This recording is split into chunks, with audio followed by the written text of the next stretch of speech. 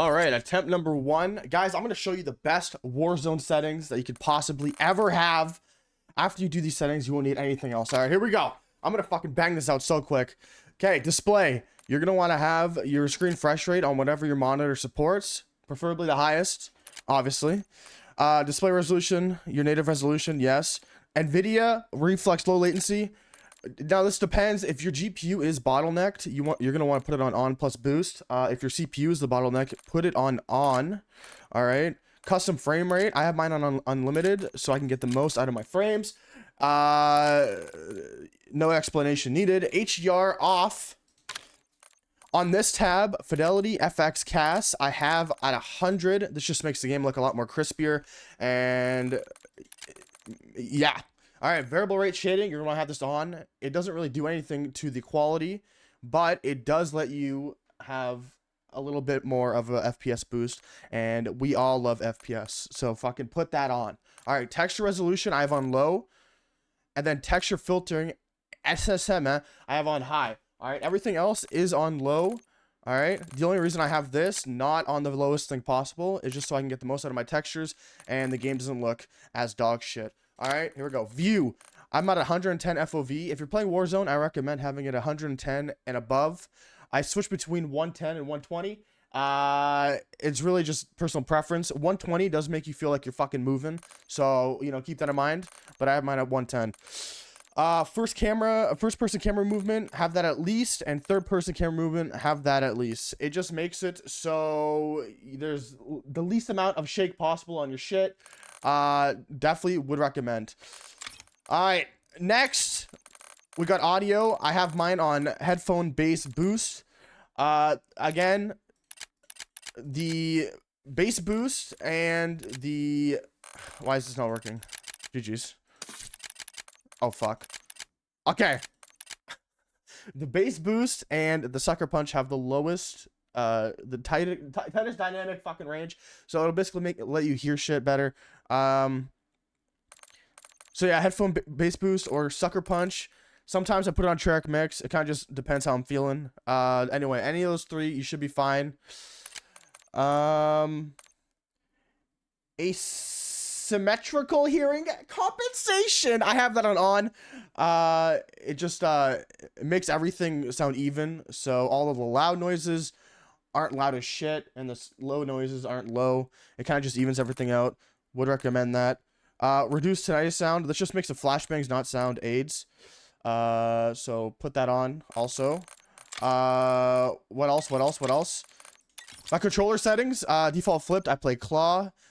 My sensitivity is 1.65 on both. Now, if you're whiffing like a moth, all right, if you're whiffing hella hard, it's kind of windy out, I would recommend keeping this around where I'm at. It really just makes you hit all your shots, but it's really just personal preference. That's all it is. Left stick min and right stick min, I have it at 3 and 4. This depends on your controller. The lowest you can go without getting stick drift. I could probably put it lower, but I'm just more comfortable on this. Left stick max is 75. This just makes it so you don't have to move your analog stick completely before you start moving. So put that on 75, and then right stick max is on 99. Left trigger, right trigger on 0. Vibrations off. Okay, this is important. This is important right here. All right, some shitters don't have this on. All right, but wake the fuck up. Here we go. ADS sensitivity, transitioning timing. Put that on instant. Okay. For some reason, on Black Ops 6, it's on gradual by default. You're gonna want to put that on instant. Every other COD, it's on instant by default. The aim response curve type, put it on dynamic. Normally, I think it's on standard by default. Dynamic will just make you fucking zap. All right, you will zap with that shit. Fucking zap, dude. All right. Anything else? I've tapped the slide on. I got. What else do I got? Single tap sprint. I have single tap sprint on, but I don't think that matters if you have tactical sprint assist. All right, that's good. All right, we're gonna go to the NVIDIA settings. All right, here we go.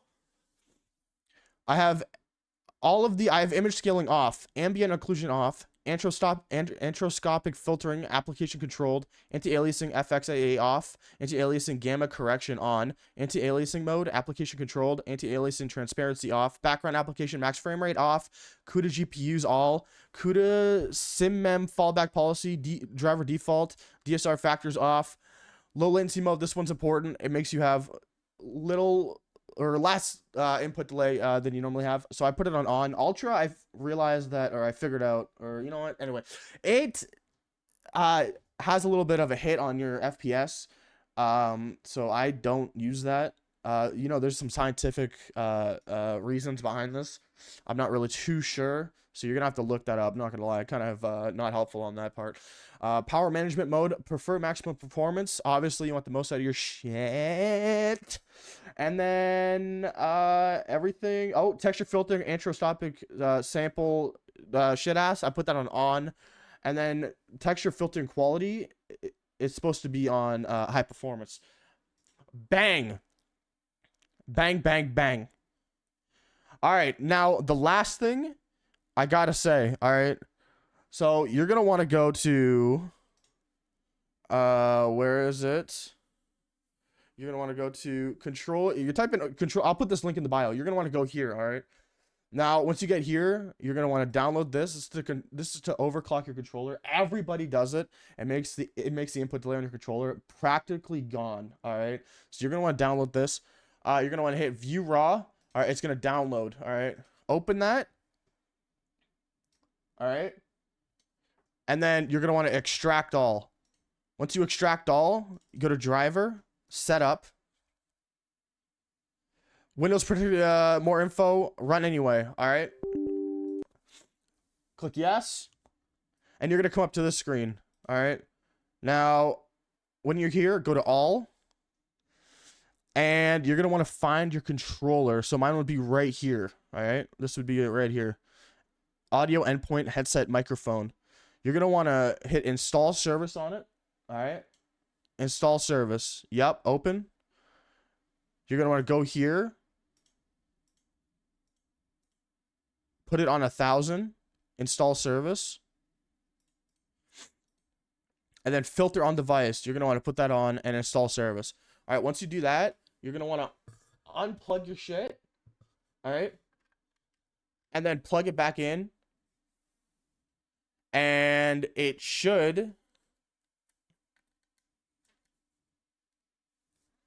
come back up, and your B interval will be at 1, which will mean that's the I don't know, input delay or some shit. Anyway, rate will be at 1,000 and filter on yes. Okay, that means it's done. Now if that's not working, you're gonna want to go here, type in core isolation.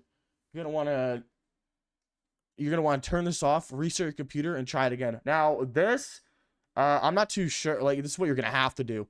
As long as you're not downloading anything sketchy and you're staying in your lane, turn this off. Should not be a problem. But you're going to have to do this to overclock your controller. And if you don't overclock your controller, you're going to be at a severe disadvantage, and you're going to get shit on constantly. Anyway, thank you guys for watching. If you guys did enjoy this tutorial, make sure you leave a like, and if you like femboys massaging your feet, make sure you subscribe.